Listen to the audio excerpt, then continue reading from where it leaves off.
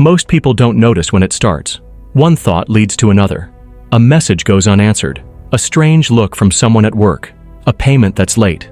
A phone call that never came. The mind doesn't stop there. It keeps going. What if I said the wrong thing? What if I lose this job? What if they don't like me? What if I can't fix it? It doesn't sound serious at first, but over time, it becomes constant. Background noise that never switches off. A quiet mental loop playing on repeat, always projecting into the future, always bracing for something bad. Today, this is called anxiety. It affects over 1 in 5 adults, and those are just the people who've been diagnosed. The real number is higher, because for most it's never loud enough to ask for help, but it's always there. A silent tension. It shows up in different forms. Some avoid people, worried about saying the wrong thing. Others obsess over tiny details, afraid of losing control. Some can't sleep, others can't stop checking their phone. A bad review, an awkward silence, a late reply. Each one opens a loop the mind won't close. No one teaches you how to deal with it. Most advice sounds the same. Think positive, ignore the fear, distract yourself. But the brain isn't wired that way. Ignoring it doesn't make it go away. It buries it. Then it leaks out. At night, at work, during a conversation. Sometimes for no clear reason at all. This is the world we live in now. Uncertainty is constant. Everything changes fast. We try to stay calm, stay busy, stay focused. But that only works until the next thing goes wrong. Then the same fear comes back, stronger, louder, harder to reason with. It's not just stress. It's anticipation of failure, of rejection, of not being enough. And the worst part? Most of it never happens. But the body reacts like it will, every single time. People assume this is a modern issue, a side effect of digital life, fast communication, unstable economies. But it isn't new. The symptoms are just more visible now. What we call anxiety, ancient thinkers had another name for. They didn't avoid it. They faced it, rehearsed it, practiced it daily. And this changes everything. Because the mind doesn't just suffer from imagination, it can also train with it. There's a practice from thousands of years ago built around this exact idea. It's not meditation, it's not therapy. It's something most people today would never even consider doing. But it might be the one thing that actually works. What if the way out was to think about the worst thing that could happen? And what if doing that on purpose was the key to peace? In ancient Rome, some people didn't wait for things to go wrong. They prepared for them, not with weapons, not with backup plans, but with thought. They would sit down and picture everything falling apart, losing what they had, facing pain, shame, failure. Not as a way to scare themselves, but to get used to it. This way of thinking came from a group known as the Stoics. They weren't just thinkers, they were emperors, soldiers, former slaves, people who lived through wars, exile, public pressure, and loss. They didn't try to avoid discomfort. They trained for it, deliberately. To them, control was not about fixing the world. It was about changing how you saw it. If something could happen, then it should be imagined. Not ignored, not denied, not pushed away. That was their method. The Stoics didn't believe in hiding from fear. They believed in using it. Seneca, one of the most well-known Stoics, wrote letters during his time in Rome. In one of them, he gave this advice. Rehearse them in your mind. Exile, torture, war, shipwreck. His point was clear. Think about the worst things before they happen. If you wait, you'll panic. If you're ready, you'll respond. They had a term for this, premeditatio malorum, the premeditation of evils. The practice of visualizing bad outcomes before they take place, not to make them happen, but to make them familiar. If you've already walked through loss in your head, you won't be surprised by it when it arrives. This wasn't pessimism. It wasn't negative thinking, it was preparation. The Stoics knew that life didn't follow rules, that things don't always go as planned. So instead of hoping nothing goes wrong, they prepared for when it did. Marcus Aurelius, the Roman emperor, followed the same mindset. Each morning, he reminded himself that people would lie, cheat, or disappoint him. Not so he could hate them, but so he wouldn't be shocked when they did. If it happened, he had already seen it, in his thoughts. This way of thinking gave them space. If pain showed up, they had already met it. If plans failed, they'd already seen the outcome.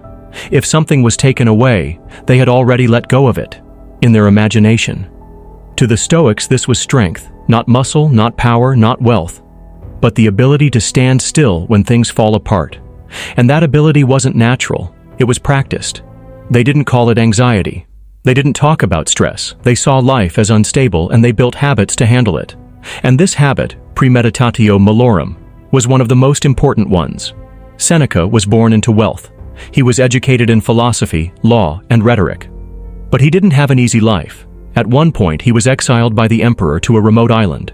Years later, he was brought back to tutor Nero, who would later force him to take his own life. During that time, Seneca wrote letters and essays. They weren't for the public, they were personal, reflections, notes to himself. In these writings, he often returned to one idea, that you should rehearse hardship before it shows up. Not once, not as theory, but as a habit. You imagine losing your job. You picture your home burning. You think through the loss of a friend. If it ever happens, it won't catch you by surprise. If it doesn't, you're still better prepared for life. He wrote, "He robs present ills of their power who has perceived their coming beforehand." To Seneca, fear was tied to shock. Take away the shock, and fear had less ground to stand on. Marcus Aurelius followed a similar path, though his position was different. He ruled Rome during war, famine, and disease. He had no option to hide. His private journal, what we now call Meditations, shows how often he trained his thinking to expect setbacks. Every day he reminded himself of what might go wrong, who might betray him, what decisions might fail. He didn't do this out of gloom.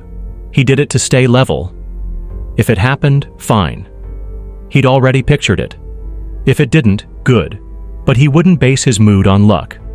One morning he wrote that people would be rude, selfish, or ignorant. But he added that this wasn't new, and it shouldn't surprise him. If he let it disturb him, that was his choice, not theirs. These entries weren't dramatic, they were short, straightforward. A daily reminder that trouble isn't rare and shouldn't feel new when it shows up. Then there's Epictetus, born into slavery, crippled in youth, freed later in life, but never rich, never powerful. He taught in small rooms. He used plain speech, no decoration, no complex theories. To him, premeditatio malorum wasn't just mental training. It was necessary for survival. You imagine hunger, you practice discomfort, you consider rejection, because these things will happen. The only question is when.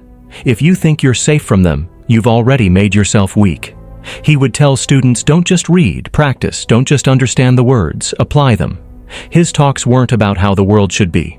They were about how to deal with what actually happens. When Rome began to break down, none of these thinkers were shocked. They had spent years preparing, not with weapons or plans, but with perspective. They read, wrote, reflected. They kept their minds ready for change. The strength they built didn't depend on success or luck. It came from letting the worst play out in their imagination, so it wouldn't own them when it became real. They believed that imagining the worst robbed it of its sting, not by making life easier, but by making the mind stronger. You sit down. No noise, no distractions, no screen in front of you. And you begin. You take one problem, just one, something that could happen, something possible. You don't ignore it. You don't label it as negative. You walk through it, clearly, fully. You lose your job. There's no warning. You're told your position is no longer needed. Your source of income stops. You see the bills stacking. Rent is due. You have no backup plan. You apply for roles but hear nothing back. Days pass, then weeks. You imagine each step. You don't rush. You don't try to soften it. You walk through the consequences. You lose your reputation. People start talking. You're seen differently. You replay the moment where it went wrong. You said something you shouldn't have. Or you failed at something big. The image people had of you, gone. You're left with silence, distance, and assumptions. You picture losing a friend, someone close. Maybe they cut you off, maybe they move on, maybe they disappear. You imagine that moment when you realize they won't be there anymore. Not to speak with, not to message, not to count on. You don't analyze the problem like a theory. You feel what it means to face it. You let the weight settle in. You don't try to resist it. You accept it. This is the first part of the technique. You don't escape it. You don't look away. You don't pretend it's unlikely. You see the outcome and sit with it until it becomes real in your mind, until it's no longer distant. That's how premeditatio malorum begins. Seneca practiced this often. He would spend days eating the cheapest food, wearing simple clothes. Not because he had to, but to remind himself, this is what I fear. Is it really so bad? He didn't want his comfort to become weakness. The next part of the process is where most people stop, but the Stoics didn't just stop at imagining the worst. They reversed the image. Once you've pictured the event in detail, you start asking questions. What could you do next? What resources would you still have? What is truly lost? What remains? You're bankrupt, but are you alive? Can you still think clearly? Do you still have your skills? Is your time gone? Or just your money? You're rejected. But what exactly did you lose? Approval? Status? Were you depending on it too much to begin with? The mind shifts from fear to reasoning, from panic to planning. You don't try to erase the bad event. You work from it. You prepare from it. The idea isn't to pretend you'll be fine. The idea is to walk through it, so that if it ever happens, it's not the first time. You've been there. Not physically, but mentally. You've already responded. You've already built your answer. The Stoics practiced this over and over, not because they were pessimists, but because they knew reality doesn't follow your hopes, and expecting only comfort creates more pain. They used this method as a tool, a way to make their mind steady when nothing else was. They called it strength, not emotional, not spiritual, but logical. If you see what's coming, it hits with less force. Seneca wrote, "Misfortune weighs most heavily on those who expect nothing but good fortune." He wasn't being dramatic, he was explaining cause and effect. If you expect ease, every problem feels like a collapse. But if you expect change, you're ready. This technique isn't about living in fear, it's about removing the fear. You look at the possible failure until it becomes something you understand, something that no longer owns you. And once you understand it, you start planning, not out of panic, but with clarity. You imagine the loss, then you map the response. You picture rejection, then you build resilience. You think about death, not to dwell, but to focus. If time is short, you ask what matters. The process is simple, but it's not easy. You sit, you think, you imagine the worst, you accept it, then you reverse it, rationally, calmly, with intent. No hope, no panic, just awareness, and a plan. Modern psychology, in many ways, has spent decades rediscovering what the Stoics practiced daily. One of the clearest examples is cognitive behavioral therapy, CBT. It's widely used today for anxiety, trauma, depression. But its foundation is simple. Thoughts influence emotions. If you change how you think, you change how you feel. One branch of CBT is exposure therapy. It's based on a basic rule. The more you avoid fear, the stronger it gets. But if you face it, repeatedly, it loses force. You picture the event. You rehearse it. You let your mind feel the tension. Then you do it again and again, until what once caused stress becomes manageable, familiar. This mirrors what the Stoics were doing with premeditatio malorum. They weren't waiting for pain to teach them. They were confronting it in thought. Psychology just gave it a new label. You have someone afraid of flying. They're told to imagine boarding a plane. Then imagine the takeoff, the noise, the turbulence. They don't run from it. They don't distract themselves. They stay with the image. Over time, the anxiety drops. Why? Because the mind starts learning. This isn't new. I've been here before. That's what exposure does. It teaches the brain to stop overreacting to what it once saw as threat.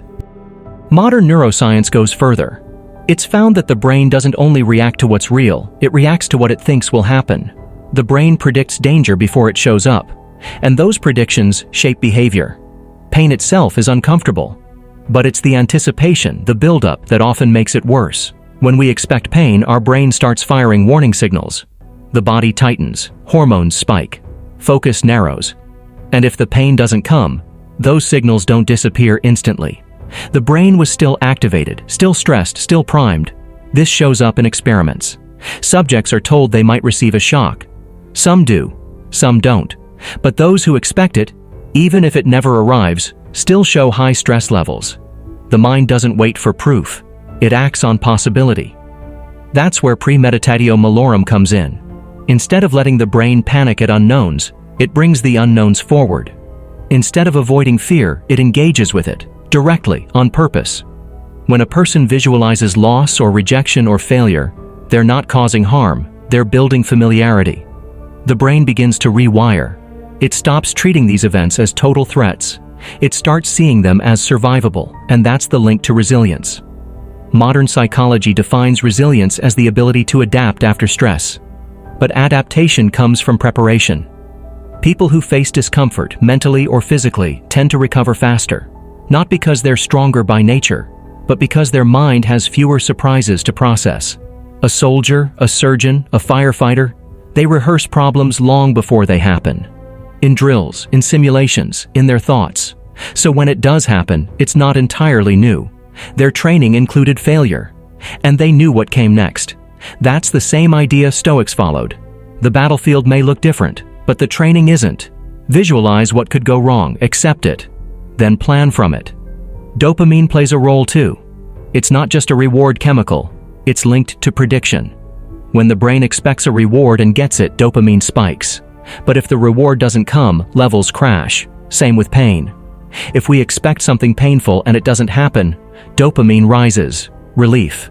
If we don't expect pain and it hits us, the drop is sharper, which means the brain is tuned more to prediction than to actual outcome.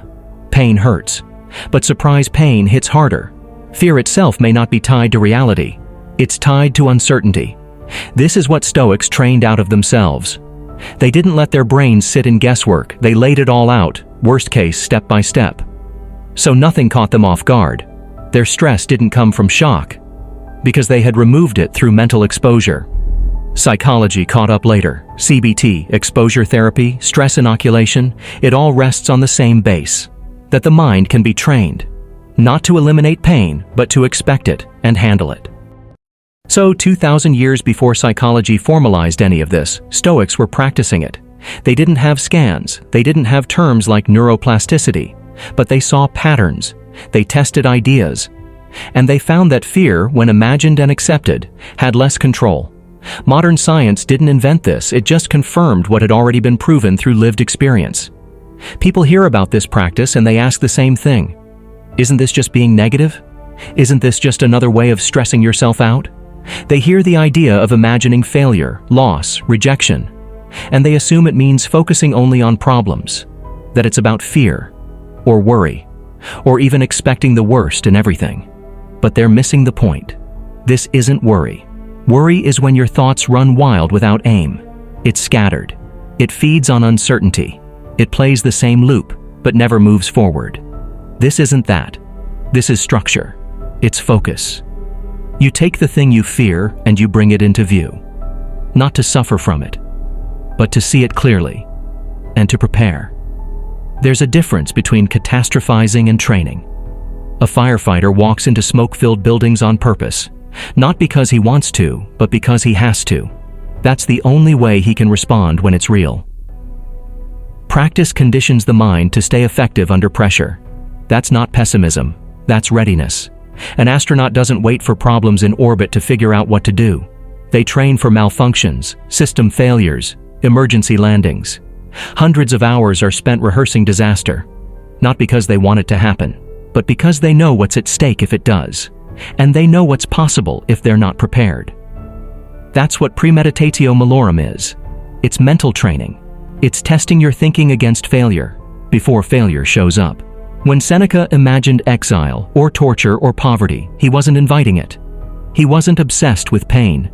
He was testing the weight of these events, seeing what they really meant, so that if they arrived, he'd already stripped them of surprise. This leads to another question people ask. Isn't this just nihilism?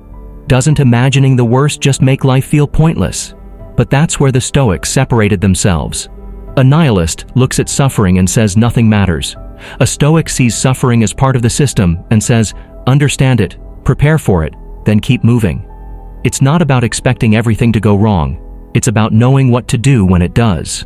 Stoicism isn't about detachment. It's not cold. It doesn't deny value. It just refuses to be naive. It looks at the world as it is, chaotic, uncertain, and says, "How do I keep thinking clearly anyway?" They didn't reject emotion, they rejected being ruled by it. There's also a mistake in thinking that this practice takes away joy, that if you focus on problems, you can't enjoy what's good. But the Stoics argued the opposite. Only when you know things can be taken, can you actually value them. If everything is permanent, nothing means anything. But if you know it might go, you stop wasting it. Marcus Aurelius wrote in his journal, "You could leave life right now. Let that determine what you do, say, and think." He wasn't being dark. He was being real. Time isn't promised. So why pretend it is? Premeditatio malorum sharpens that clarity. You know you might lose what you have, so you use it better. You speak more honestly. You stop postponing the things that matter. This isn't a rejection of optimism, it's optimism with armor. It's not enough to just hope things go well. That's not a plan. That's not strength. And when life shifts, and it will, hope alone doesn't carry you through. The Stoic asks, what happens if I fail? If they leave? If the deal falls through? If tomorrow everything changes? And then they answer that question, not with panic, but with reason. So when people say this is negative thinking, they haven't looked closely. They haven't seen how this works in real life. They haven't noticed that the people who stay calm when others freeze, those are the people who've already walked through the storm in their mind. And when it arrives, they're not shaken, because they've already met it and they know what to do next. An entrepreneur walks into a pitch meeting. He spent months preparing, the product's ready, the numbers are solid. But before he walks in, he asks himself a simple question. What if they say no? What if the funding doesn't come through? What if this all falls apart? He doesn't ignore the thought. He doesn't distract himself. He walks through it. He pictures having to shut everything down, calls to employees, letters to customers, dealing with debt, having to start over, not to scare himself, but to strip the idea of power. Once he's seen it, he can plan around it. Maybe he builds a second revenue stream, maybe he reduces overhead, maybe he keeps 2 backup investors on standby. Now, if things collapse, he's not stuck. He's already faced it in thought. He's worked through the pain. He's found the gaps. This is the application of premeditatio malorum in business. The same idea shows up in combat training. Soldiers are trained to expect loss, to expect confusion, to expect that the plan might fall apart the moment it starts. So they visualize scenarios where everything fails, communications break, teams get separated, ammunition runs out. They don't do this to feel bad. They do it so that when it happens, they're not frozen. Their brain has already been there. It's not new. They stay alert, they focus, they keep going. One Navy SEAL described it like this. You fall back on your training. You don't rise to the occasion. You fall back to the level of preparation.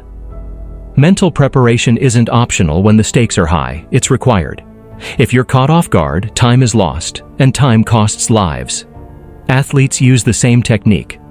Before the game, they picture losing, they picture missing, the shot that doesn't land, the pass that fails, not to lower confidence, but to remove fear. Fear comes from surprise, but when the loss is expected, it doesn't control the moment.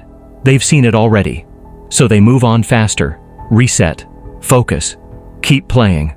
A boxer who imagines getting knocked down is better prepared to get back up. A tennis player who rehearses defeat is less shaken when it happens. They've accepted it mentally, so it doesn't define them physically. This mental tool isn't limited to combat or sport or startups. It's used by anyone who has to make decisions under pressure. Elon Musk, for example, spoke openly about expecting failure. He said the odds of success for Tesla were low. He thought SpaceX might not work. He expected to lose money, to be wrong. But he did it anyway. Because failure wasn't a surprise. It was part of the calculation. The possibility didn't stop him. It guided him. This is the core idea. Visualizing the worst doesn't make you weaker, it makes you ready. The people who do this well aren't pessimists. They're realists. They're aware of what might go wrong. So they work through it early. From elite athletes to founders, from military teams to doctors in emergency rooms, this mindset repeats. Plan for failure. Train for chaos. Think through the worst. Because when it happens, And at some point it will. You don't want to be surprised. You want to be steady. And that steadiness doesn't come from hoping things go well. It comes from knowing you'll handle it if they don't. This is where Stoic thinking moves from theory to practice. It's not a concept you read once. It's something you use. You rehearse loss, you map out collapse, you picture the worst outcome in detail. Then you move backward and plan forward. That's how you make decisions with more clarity. That's how you take action without hesitation. And that's how you build something that lasts, because it was never built on the idea that things would always go right. A man loses his job. No warning, just a call, and it's gone. He sits quietly and thinks, not about what he hoped would happen, but about the version he already played in his head last month. When he walked himself through this exact moment, the shock still arrives, but it doesn't knock him down. He's already been here in thought. So now he moves.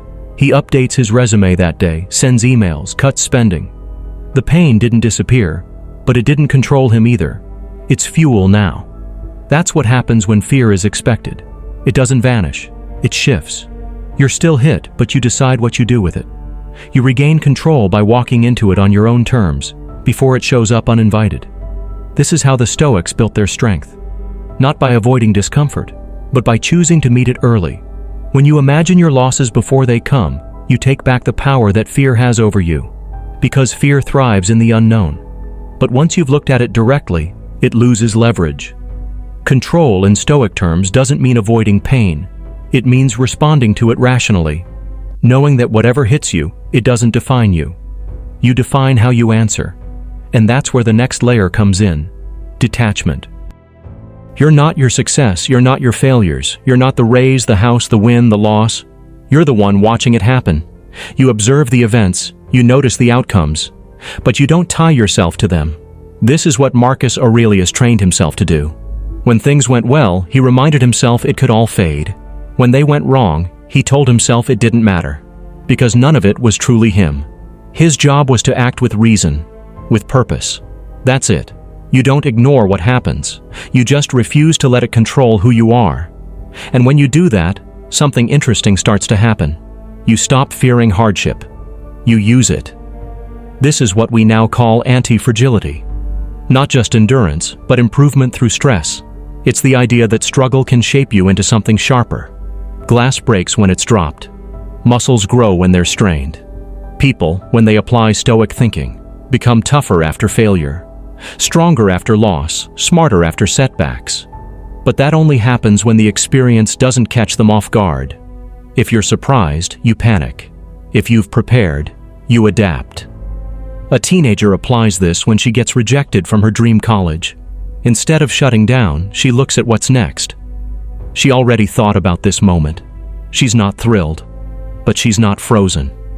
A father gets diagnosed with illness. He remembers the thought exercise he ran through 2 years ago, imagining this exact thing. He already decided how he would handle it, so he doesn't wait. He takes action, speaks with doctors, changes his habits, talks to his family. He doesn't waste time on why me. He moves. A woman's relationship ends after years. She feels the loss, but the shock doesn't paralyze her. She'd practiced this mentally before. And though it still hurts, she starts taking the next step that same week. She doesn't collapse, she adapts. Fear never disappears, but it becomes something else. A signal, a test, a tool. The Stoics didn't chase pain.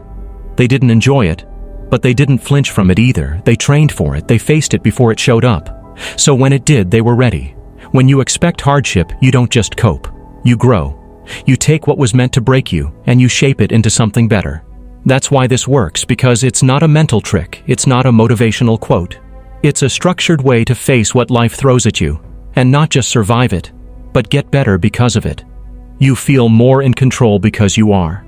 You've already seen the worst, so when it happens, you're not reacting, you're responding. And now fear doesn't own you, it works for you. This is the premeditatio malorum, why you should visualize worst-case scenarios. Thanks for watching, and do well to like the video, share with your friends, and subscribe to the channel for educational contents. Thank you.